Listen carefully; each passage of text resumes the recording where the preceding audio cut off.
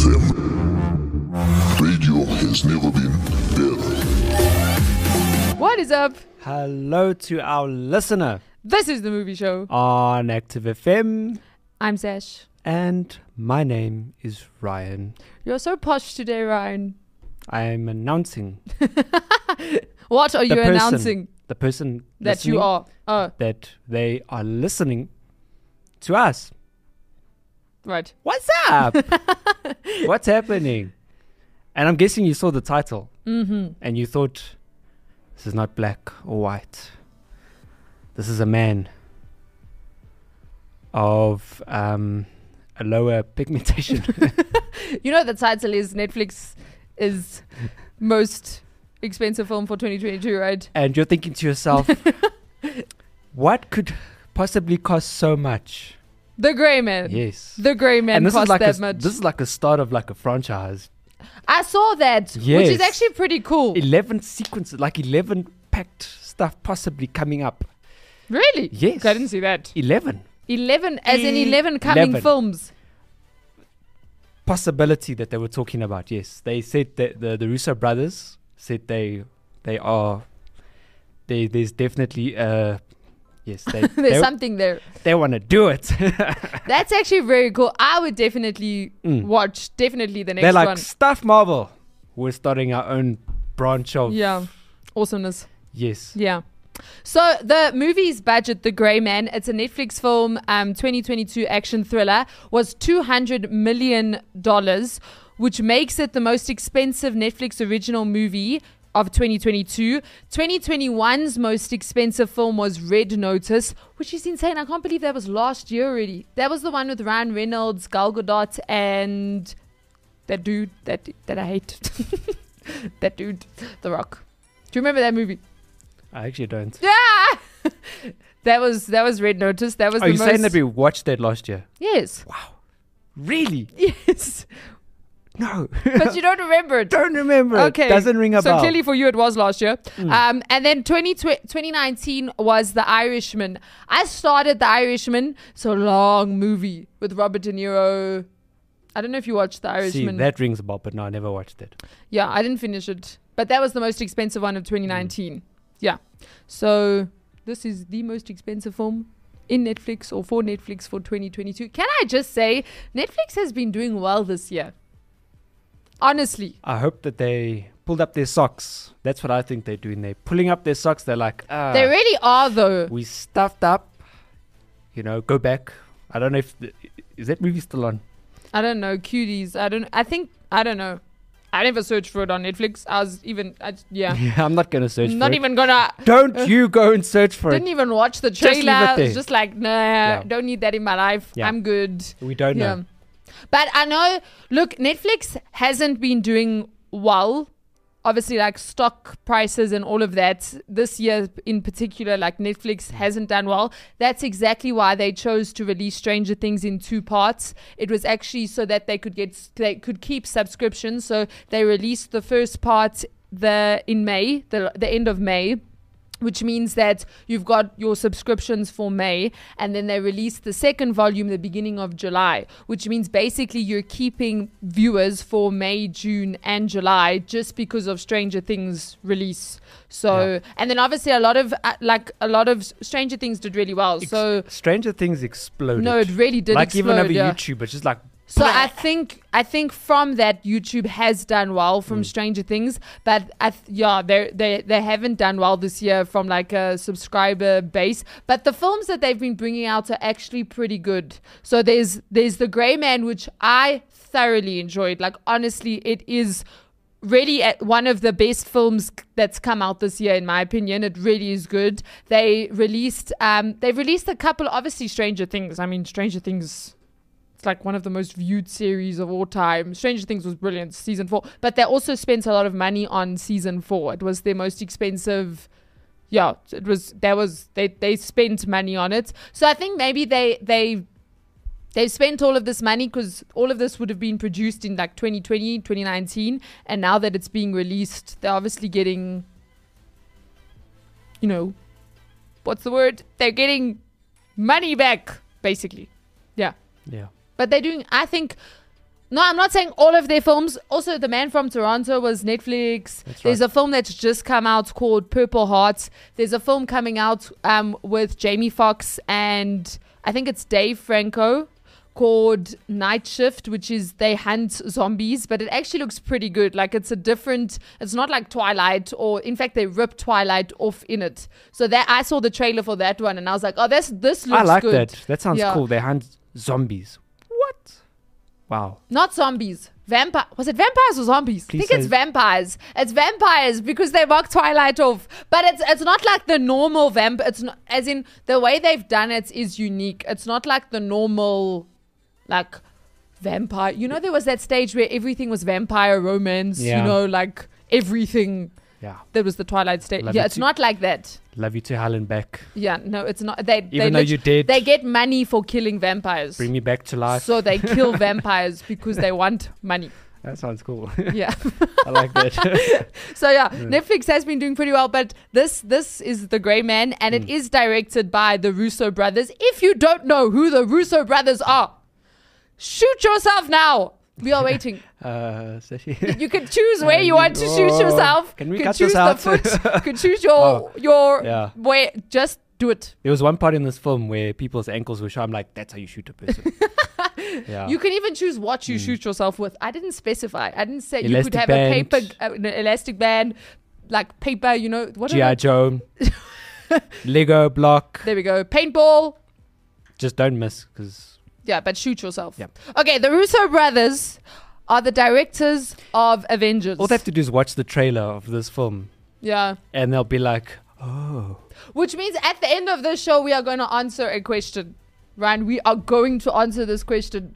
Was The Grey Man better than Avengers? But we will answer that at the end of the show.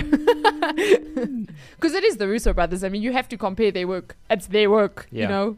Compare. They actually known for like, you know, it's like same directors The that Russo brought brothers. you Avengers. Didn't they? They also did 21 Bridges.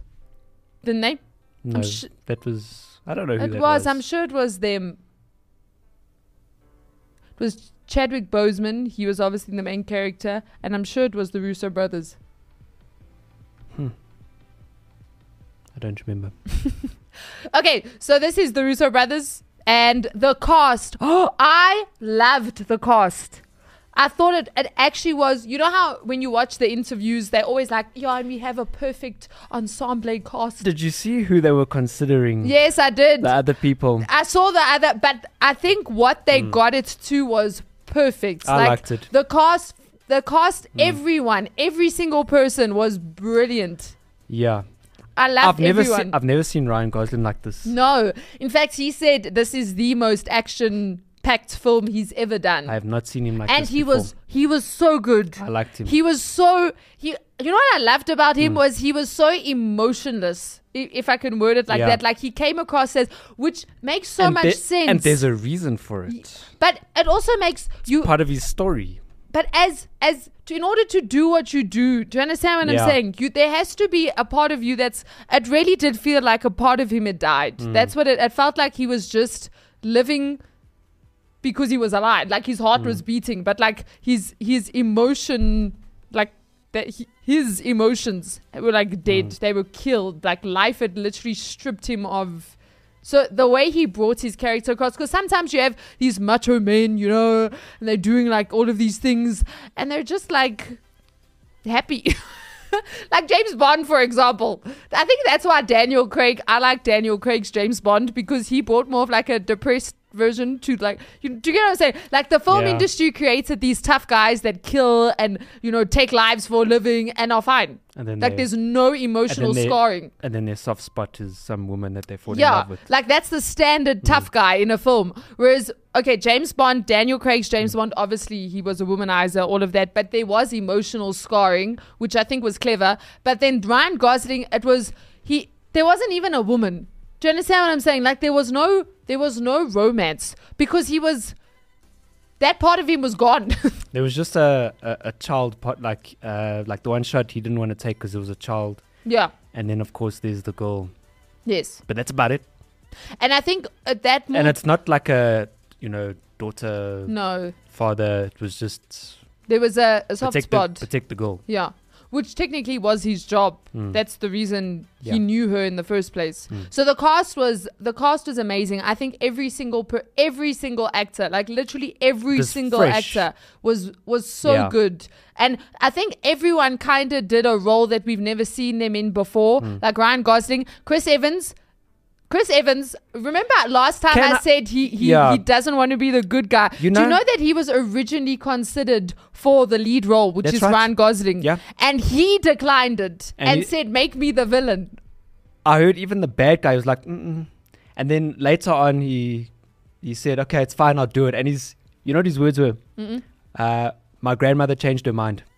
That's literally what he said. He said, my grandmother changed her mind. It's fine, I'll do the bad guy. Oh, so he wasn't going to do it because of his grandmother. I don't know. I don't know if it's like a sarcastic type of, funny little... And then he decided to... My wife loves movies where there's like a funny sort of character, likable guy in the film. So, for example, like Thor. Yeah. So, in this one, she loved Chris She loved Evans. it. She was like, him. I've never seen him like this. He's hilarious. She popped out laughing so many times because of the way... Like, can I be honest with you? Chris Evans as a bad guy I loved it. In fact, when I look at a poster of him as Captain America, I say, no, they should have gotten someone else. No, but Shame, he did do well as Captain America. He did, but I like him. I prefer him as a bad guy. And even in Knives Out, he had this like sarcastic little brat. Can I be honest? His character, okay, this villain in The Grey Man, he was off the rails. He was like, I don't want to meet his character in real life. I would never, I don't want to see his face. I don't want to walk past him. He's that type of, because he's so, he reminds me of a, almost like it's a Joker type of villain. Yeah. You know, when they're not like, they don't want to be bad. They're just completely reckless. It's who they are. So they're not trying to be bad. It's just, do you understand what I'm saying? And like that, those type of villains where, it's just, there's no moral code. If I could put like, there's no moral. He's willing to do anything to get what he wants, and he will kill as many people. It doesn't matter where you are, who you are, what you are. He will kill you if you stand in his way. So I think like, but the way he acted in this and the way he acted in Knives Out, there was a similarity. Yeah. If you understand what I'm saying. Definitely. So, like, it was kind of like the same character, just to a different degree with a mustache. That was the only difference. It's this, I want my way. Yeah. Kind of thing. And I'm willing to kill. Because in Knives Out, I mean, he did kill in Knives Out. Spoiler alert. Well, this rich kid with a nice sweater. Do you know the mustache was his idea though? It's great. He said he wants the mustache, and the Russo brothers did say the thing they love about Chris Evans is he puts his all into whatever character he's doing. Yeah. So even with like Captain America, he really did put his all into it, and also from a stunts perspective, Chris Evans really is good with stunts. I mean, we know I can't remember which film it was. I think it was Captain America. It was a Captain America film where he was holding the helicopter. That he actually did. It was an actual stunt that he performed. So, but they did say that they'd never met any actor who could do stunts like Chris Evans until Ryan Gosling. Yeah. So Ryan Gosling also did a very, very, very good job. Here's a crazy thought, right? Think The Grey Man, right? Bad guy, Chris Evans. Now think of the first Captain America. Can you see him? Yeah, no, isn't it weird now? It's very weird. You know, this humble guy and cap, Before he was buff. Right? Captain Rogers, right? Yes. Crazy. Yeah, no, it's insane. Crazy. The other thing I loved about this film is the locations. Like, they literally went around the world. Like, around. The locations were really, really cool. I thought that was really cool. And I liked how, so with the Russo brothers, we've obviously seen them do the Avengers, which is actually set in a fantasy world because it's not the real world that we live in. I mean, we don't have purple people walking around with Infinity Stones. It almost reminds me of what they did in Age of Ultron. So, like, the shooting locations was not your standard New York, your standard whatever. It was somewhere like this, like European country, in the middle of, like, I've never been there in my life, never seen that place before. Yeah. Yeah, which is But pretty what cool. I loved about this is it was, so instead of which we've seen them do they create fantasy worlds. Not even, and I'm not even saying it has to be another planet. It's like New York with the what was it, the Chitauri or whatever that those Well, they things were freaking called. recorded in our town, Yeah, and they named it some other place. you see, And there was some shipyard like next to our city. and we're like, Johannesburg doesn't have a sea, I was right? like, So- oh, I know that. I've been there. Wait, hang on. Wait, what? Yeah. So they've done that. Whereas with this, it was set in the real world. It was, and I think that's what I loved about it is it was real. It was like this could actually happen. Like this probably happens. There's probably a squad like that in America that just they like take prison mates and like turn them into assassins and send them out to kill for the rest of their lives because that's what they're good at doing, type of thing. Yeah. Like I loved that. And then the action in this movie. There were nine action-packed sequences, 9 whole, and they put their all into every single one of them. You know how with some films Yeah. it's like action here and there, and then there's like one big. Well, This wasn't like that. whenever action like sequence came up, I just looked at my watch because I watched it twice. Oh, yeah? So I just looked at it. I'm like, are you ready for this? Because you're right. Every single sequence, like the fight, it went full throttle.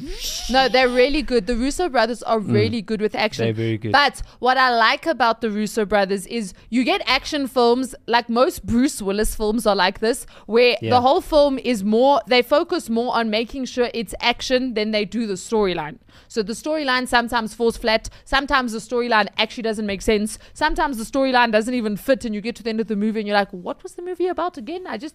But the action is like there. It's like, it's big. Whereas with the Russo brothers, and they actually said this in an interview I watched, they actually say they make sure that the action is there to only enhance the story and the characters. Yeah. So for them, it's not just about having an explosion or a bus toppling over or gunshots, or it's not about that. For them, it's about taking the action and making sure it only enhances the characters and then the storyline, which they really do well. And I appreciate that because you watch it and you're like, it's action packed. It's like full of action, but you get to the end and you're like, that was a good story. And the characters, the cast were able to bring across their characters well because the focus is actually on the characters first rather than the action, which I just appreciate because otherwise it's just another action film.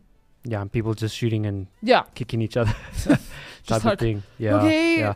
intense. I loved the scale at exactly like what you just said, the scale at which they went with all of the fighting sequences and what they did, how much they put into capturing I mean, if I had to say what was your favorite action sequence part, you'd be like, I loved them all. No, that one. And they were all great. Yeah, no, they were all great.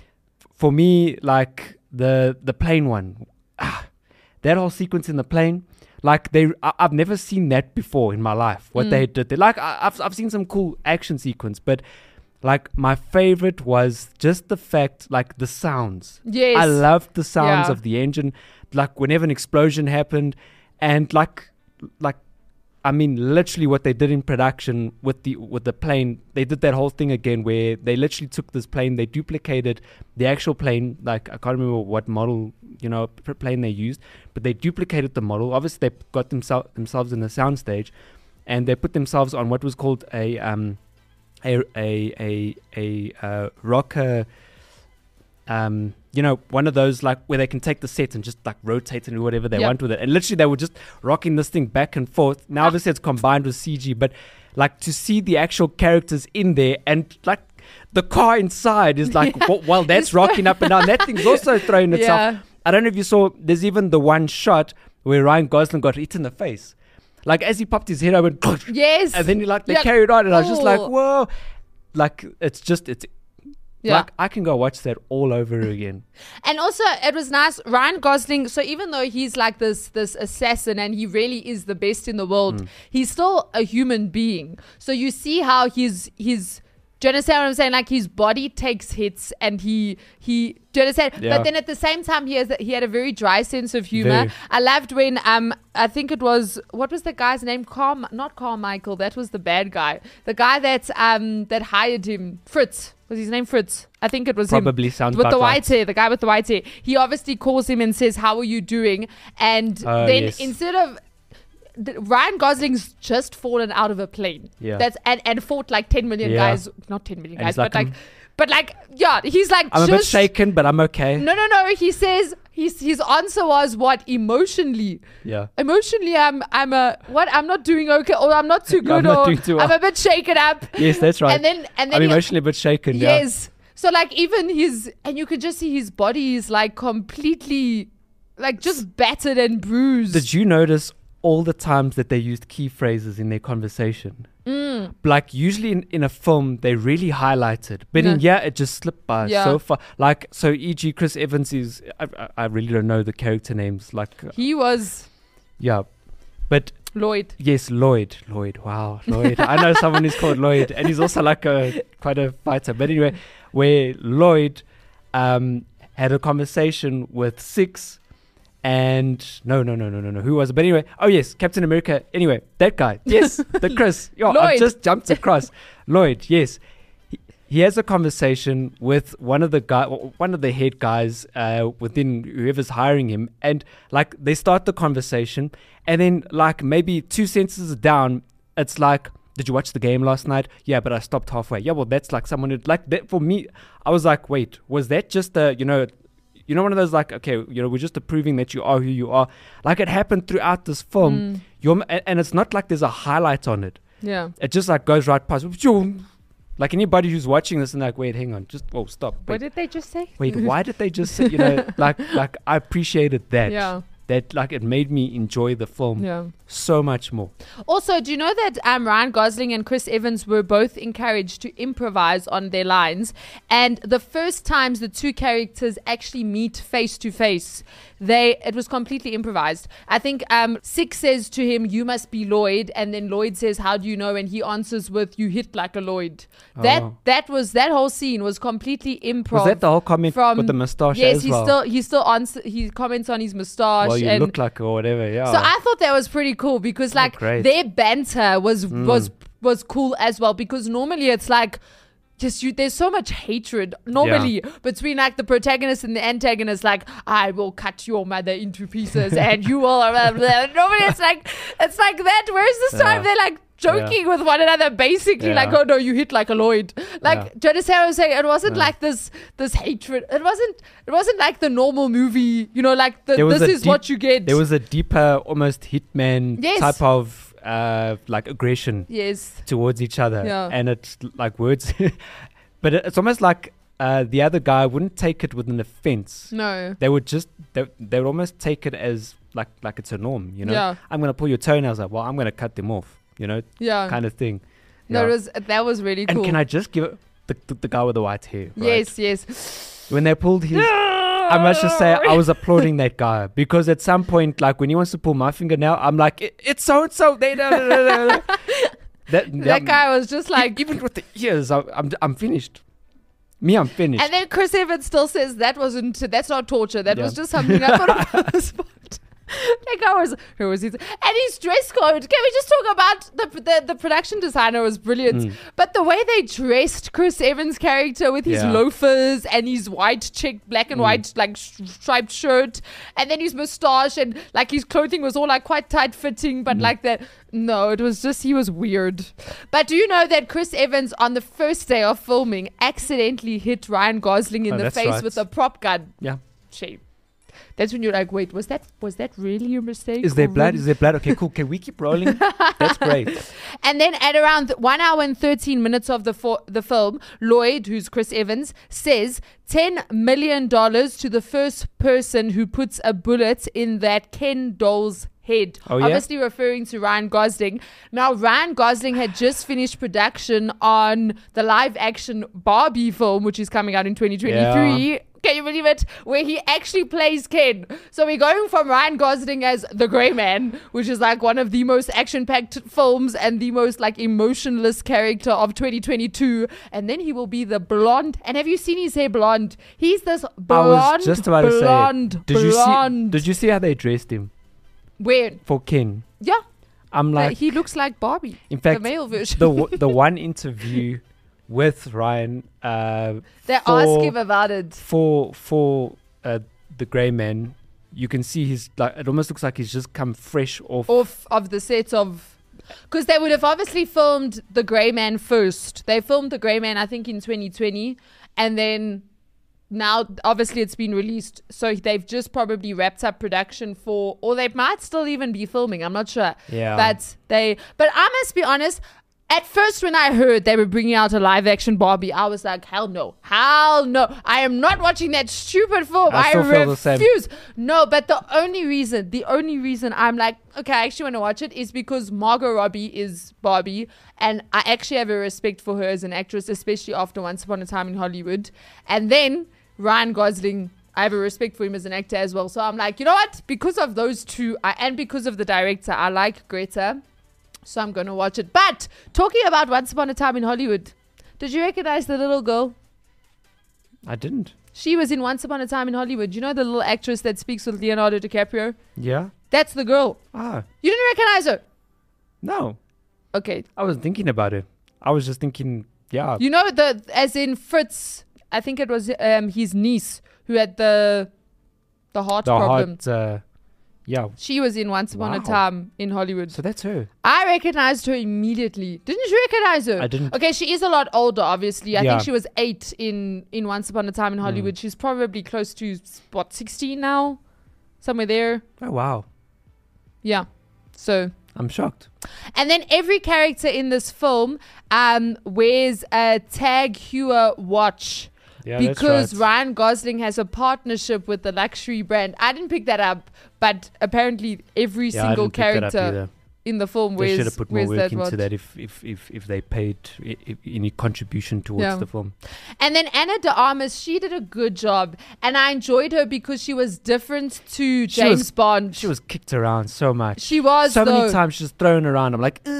You know what I didn't? Okay, the one issue I had with this film.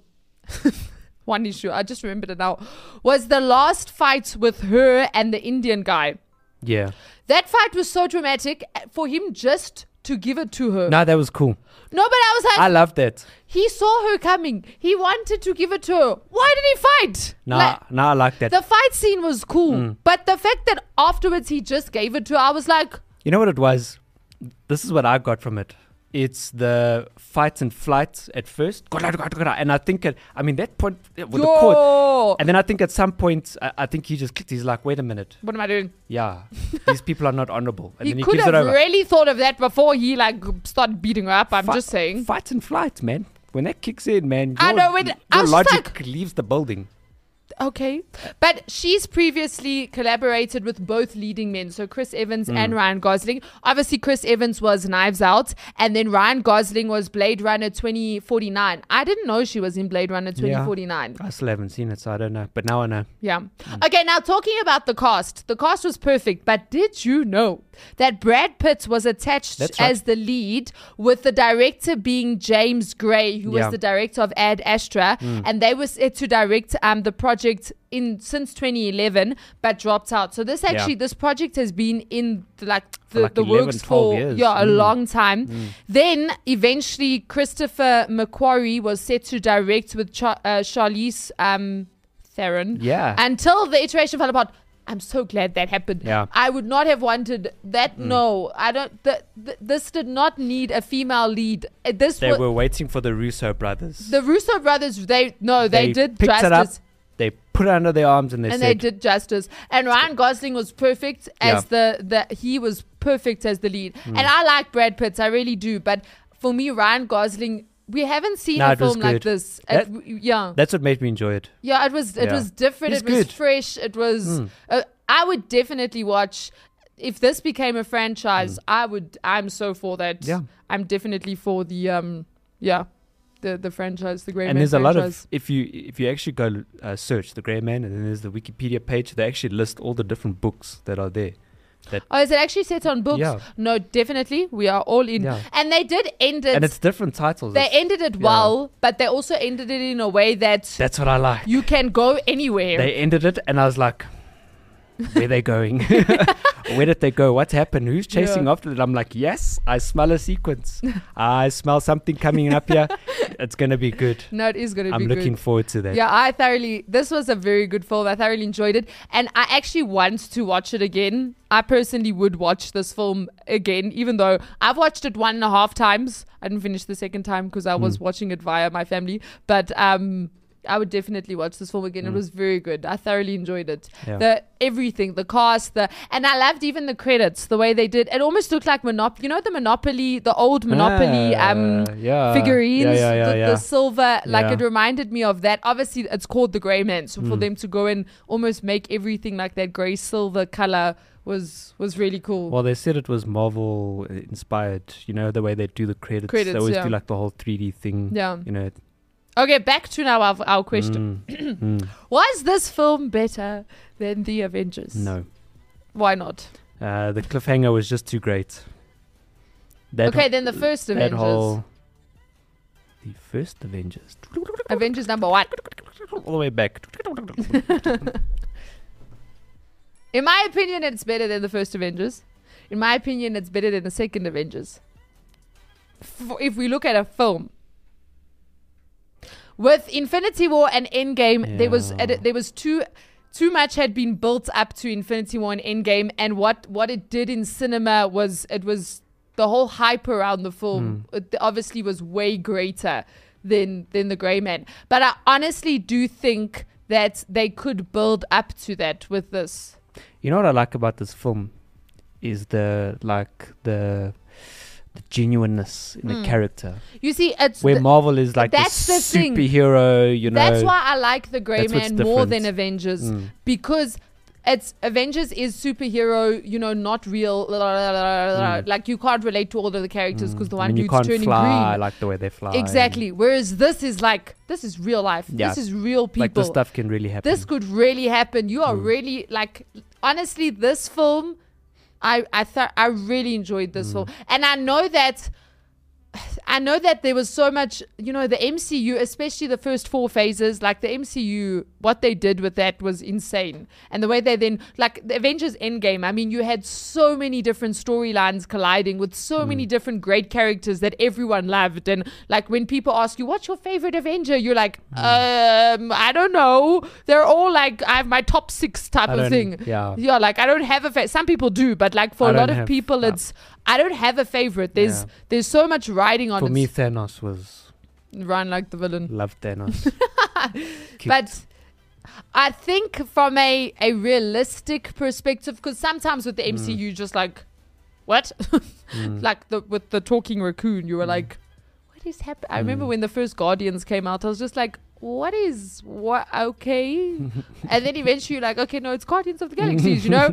But this was, you can just accept it. Chris Pratt, yeah, cool. Funny guy. Yeah, no, I enjoyed, okay. I think I enjoyed it. This one was good. Yeah. It was definitely... There was some crazy VFX done on this actual film. Yeah.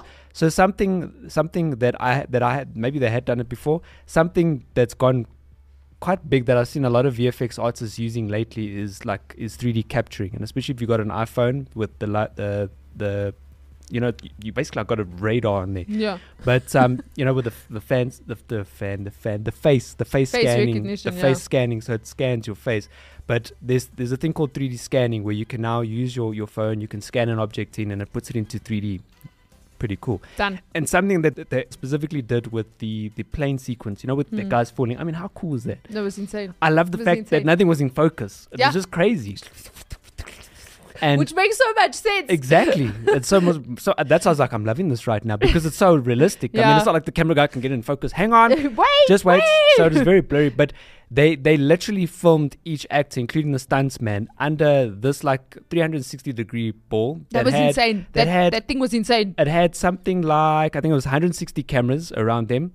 And that's scanning their movement, and it's recreating their movement, including their facial expressions in 3D. So in other words, when Ryan Gosling is falling, that's actually 3D. It's not real. Yes. It's the only thing that they did was they captured Ryan Gosling's face. They did capture his face though, and they put his actual performance on his face.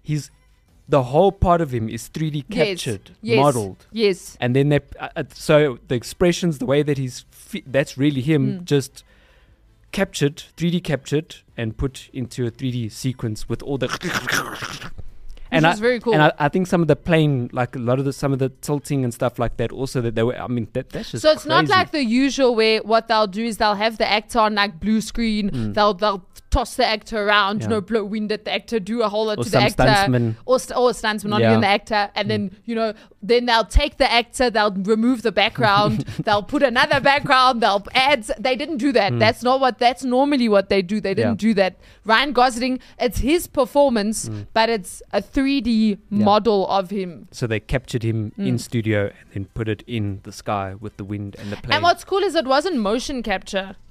It wasn't a motion capture suit. Oh, That's what I'm saying. Yeah. Because they can also do that. Yeah. It wasn't that. It was literally this. It looked like a ball, and then the person was in. And there were just LED lights and cameras everywhere. And then obviously I think what they do with the lights is the LED lights is yes. The actual scene. The actual background they play on the lights so that the lighting, the reflection. the reflection on Ryan Gosling or whoever is accurate, and then they just which was very cool. That's cool. So that was... No, this was a very good film. I enjoy it. This was like matured wine. Like the longer it stands, the more you think about it, the better it gets. I feel like this... Because I watched it and I was like, it was good. I actually enjoyed it. I was looking forward to it because I saw it was coming out. And I was like, the cast looks good. Then I watched it. I was like, sure. I didn't know what to expect. I just went in blind. Like I didn't look at trailers or anything. I just watched. The trailer sneaked past me. Oh, serious? Yeah. No, I didn't watch the whole thing. Just a.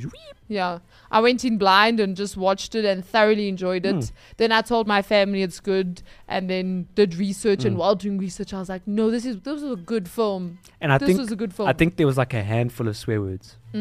Yeah, I'm sad that this film didn't make it to cinemas. Right towards there. Well. Because obviously it's Netflix, so it was released on Netflix. It didn't make it to cinemas. 34 awards globally. Really? Already? Wow. That's pretty crazy. Yeah? No, they deserved it. Yeah. It was a good film. I thoroughly enjoyed it. Oh, yeah. Prop guns. Can we just talk about prop guns? Oh, yes. Did you hear about it? Yes, I did. They put a trigger on the fake gun. So usually there's a flare. But because there's a night scene and there's shooting, they had a trigger on the gun, and that triggered external lights as well, so that you would get flashes on. I mean, that's just... So, like, at the end, when the girl... who does that? No, it's insane. When Chris Evans, he shoots a flare. Obviously, flares are red. So, he shoots it by her. And you can't really shoot a flare. Yeah. So, what they did was that trigger would then trigger, like, a red LED panel. Yeah. And then but it was, like, in sync. As soon as he shot, the red light did that. Flashed. So, because obviously they need... you would have light reflect on you. Yeah. Which was very cool. Yeah. It was insane. Some interesting I loved how Ryan Gosling shot the one guy through the reflection in the mirror. You see, stuff like that, you're like... It's like, what? It's a bit far-fetched, but it's possible. No, it is possible. And it's very cool. It's very cool, and it is possible. That's how accurate he was. Yeah. That's the kind of guy he was, you know? On the train, he's and the parts when he's being shot at while he's being cuffed to the chair. And Chris Evans is like, he's cuffed to a chair. Hard can somebody shoot the guy cuffed to the chair? Can we stop shooting at stuff around us and shoot at the guy? No, that was that whole sequence. I was just like, this is insane. It was very good. Very good film. If you haven't watched it, what is wrong with you? Shoot yourself again. Yeah. With whatever you want, but do it and then go watch the film. At that point, someone's baby brother's got like an elastic thing. Ow! They said shoot you. Yeah, no. So very good film. Definitely go see it. By the way, Netflix, we were actually having a look at prices because we don't have Netflix because it's like a little bit, just very expensive. But apparently, just a little bit. There's a mobile subscription. Now, if you're in another country, just work this out. In fact, if you go to Google, just say... Yeah, in fact, they'll probably just give it to you in your country. For $45. Oh, really? For the mobile, just mobile alone. Does that count as iPad or like tablet? Yeah. Oh, okay. And then what we were working out is, if I got an Apple TV, would I be able to mirror it? Anyway, there's a good idea for you. So try it out. I don't know if it works. Comment below if it works. So you can just mirror your phone onto your TV. Yeah. I don't know if it works. It might go, someone's probably commenting right now. It doesn't work. I tried it. Try that, but buddy. if you try and use that, thanks. And Netflix like, we got you now. Well, that's if These Netflix things are watches. smart though. Hey? Yeah, They really are smart. They know exactly. Anyway, so there you go. 45 bucks, 45. I think, That's actually on very your good. mobile phone for Netflix subscription. There we go. But this has been the movie show for free. Yeah. There you go. On any device. I heard I was watching a tutorial for Blender, and if you guys know, Blender's free, and there was a plugin that you do pay for, and the guy's like, this program has a trial for 1 month to try it out, and Blender that has a trial forever. There we go. Your movie show trial forever. So there you go. There. But until next week. See you then.